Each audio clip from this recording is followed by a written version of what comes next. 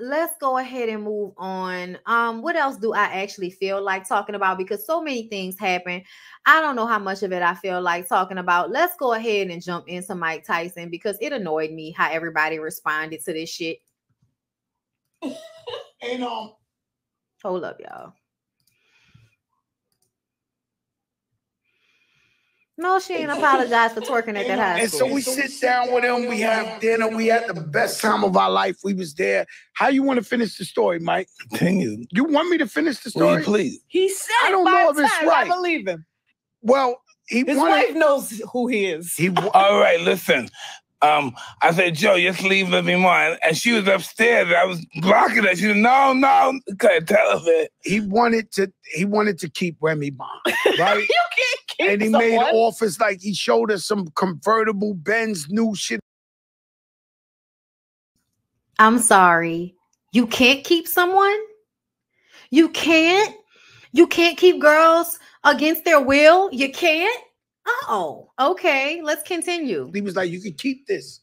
All you gotta do is spend one night. She looked at me like, Joe, if you don't get me the fuck out this house, Joe. I was like, Mike, we can't do that. We can't. Mike's my sister. He said, well, come on, Joe. I was like, you can't do this. He offered us some fucking 500 Benz. This. I was like, oh my God. Hey, yo, that was a great time, Mike. I had a wonderful time with you. Had a wonderful time. I am Mike. And this is before Remy and me were both not married at the time. Yeah, I and Mike wasn't married. She wasn't married. It's okay. The funny part is that they think her being married is the worst part about this. Everybody's in the comments laughing while Mike Tyson is telling y'all that I was trying to have sex with Remy, whether she wanted it or not. What happened was, to me, he propositioned her. She said no. And so Mike talks to Joe like, leave her here. Like, just leave so that I can have my way with her. And Joey is the one that was like, no, that's my sister. I can't do that. To me, I don't care how you slice it, based off what these motherfuckers are saying in this interview, laughing about it like it's funny, is that Mike was going to either pay or take. But he wanted it. So he was going to get it by paying for it, or he was going to take it. And if it would have been a different type of dude there, if it would have been a woman who didn't have as much value to Joe, what would have happened? The busting her chops. The busting her chops. Yo, I am Mike Tyson's. Anyway. Hold up. There's another one. All right, listen. I said, Joe, just leave Remy mine. And she was upstairs. She was upstairs. He said, Joe, just leave Remy mine. She was upstairs. And then I was trying to stop her from leaving. Blocking her. She said, no. I was blocking her. And she said, no. Y'all acting like that's funny. I couldn't tell her that. He wanted to keep Remy mine. Do you see Joe trying to find a cute way to say it? But they didn't believe Robin Givens. Thank you, Kimmy's Life. Not even just Robin Givens. Everybody forgets that Mike Tyson went to jail in 1992 for grape juicing a woman. Everybody forgets that. And this is the thing that is so disgusting about this society to me, is that y'all won't let the girls live down their whole facts. But you'll let these niggas live down assaulting women as if they're not going to do it again. So he did that shit in 1992. Okay? I believe that was Claudia's friend, right? Claudia Jordan's friend. Y'all wanted to argue with Claudia Jordan maybe a year or two ago about that shit. And everybody wanted to act like Mike Tyson is so different now. Child, it didn't have to be in the movie. It didn't have to be in his little Hulu movie. It didn't have to be in that. It's facts. It's in the news. You can look it up. Oh, yeah, he beat Robin too. But everybody act like Robin was just some, what they call Robin, she was just a gold digger, which pisses me off. Everybody, oh, Robin's mom just wanted. Bitch, Robin went to Sarah Lawrence University. Like, Robin Givens was an extremely talented and already accomplished actress by the time she met Mike Tyson.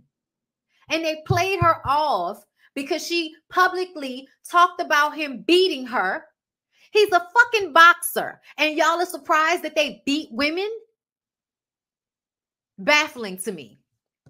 Baffling to me. And I must have missed the part of this interview where he talks about being naked. Because they said that, you know, everybody's gonna be like, oh, watch it in its entirety. I don't want to watch it in its entirety.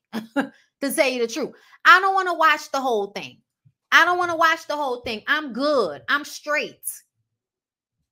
I want to know how somebody a gold digger and all they do is work. That's why Joe never wanted to talk about it. You could tell Joe didn't want to talk about it and then tried to play it off like it was cool. Mike definitely was used to taking whatever he wanted from Remy. You could tell. He did something to Eve as well. Somebody said that. Let me see. Eve and Mike Tyson.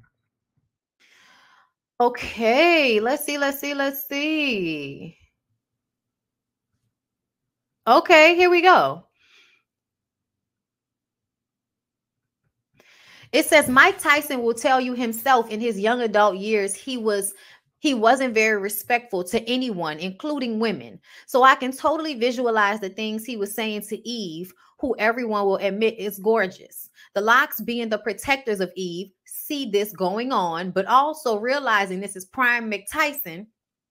His prime Mike Tyson was trying to formulate a plan if everything went left. The funny part of the story is they wanted to sacrifice Sheik Lutch to Mike so the rest of them could stab him from behind. The story is hilarious. Y'all find very fucked up things funny. But let's go ahead and see.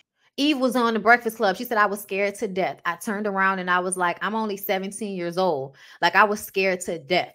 And that was right after he bit homeboy's ear. I was so scared. I would never forget that. Nobody was coming at Mike.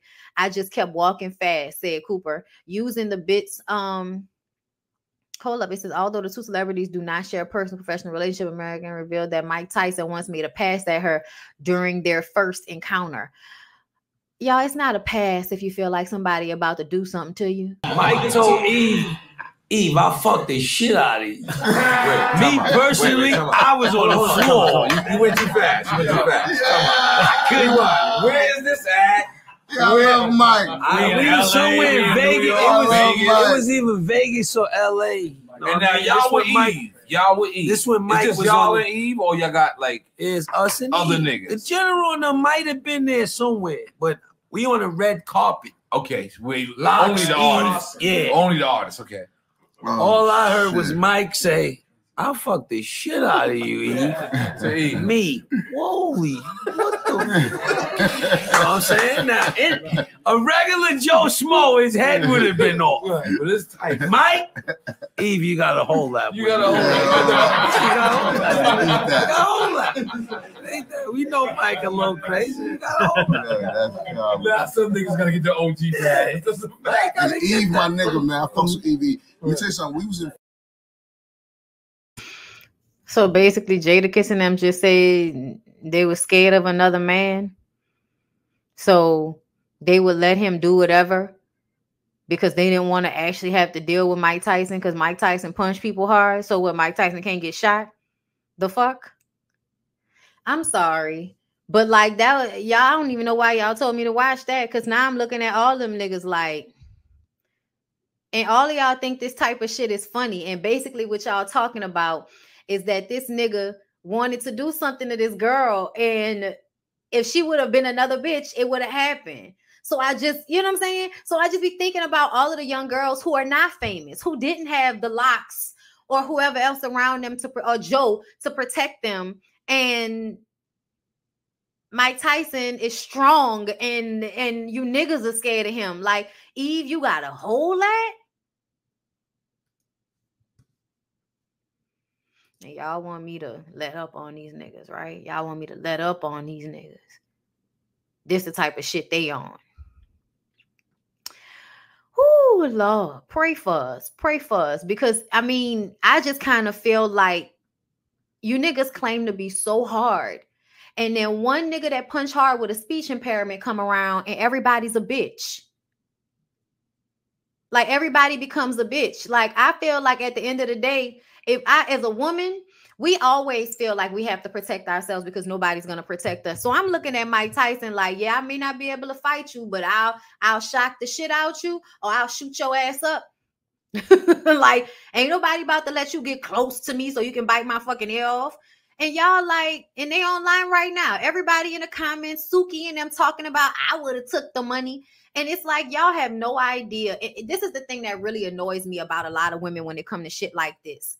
You don't understand the difference between pleasurable sex and somebody that wants to harm you so that they can control you. You don't understand that men who want to take pussy from you, it's not about it being pleasurable to you. It's not about having a pleasurable experience with you. It's about using you to masturbate in a violent manner. Using your fear to get them off, using the fact that they can do whatever they want to do and nobody can stop them because they're strong and they're a man. Like, that's what it is. And y'all on fucking social media laughing about this shit. Like, any woman would want to be with him. Like, understand something. You think you want something until somebody get their ass on top of you and you find out that the shit ain't what you thought it was gonna be. Is it really that hard for y'all to understand that whatever the fuck Mike wanted to do may not have been comfortable for any of you bitches? But everybody want to forget. Everybody want to act like ain't none of this shit ever happened. Yes, the cognitive dissonance is crazy.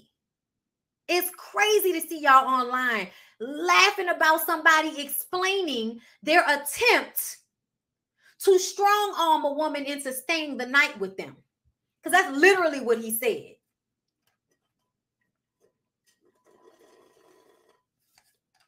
I just can't. I just cannot. Oh my God, girl. Let's move. Let's move. What else do I want to talk about? I saw Erica Banks' little apology. I don't care about her apology. Shut up. You shouldn't have never got online and said that stupid shit in the first place. Y'all hoes always trying to go viral for no reason. Vivica, come to the front, love. Miss Vivica, please come to the front over there on Fox Soul. I know we haven't been talking about y'all, so y'all got to say something problematic so we could talk about y'all again. You know, because that's what the girls on the Queen show do. You may not be talking about them for a little while. They're going to get up there and say something problematic, hit the blogs, and now everybody going to be going down to Fox Soul to see what they talking about. So let's hear today what the problematic old queens had to say. You lying. That's all I'm going to say. Angela, that's the one thing I know that's true. He didn't have to get no enhancement. He good. Oh, mercy.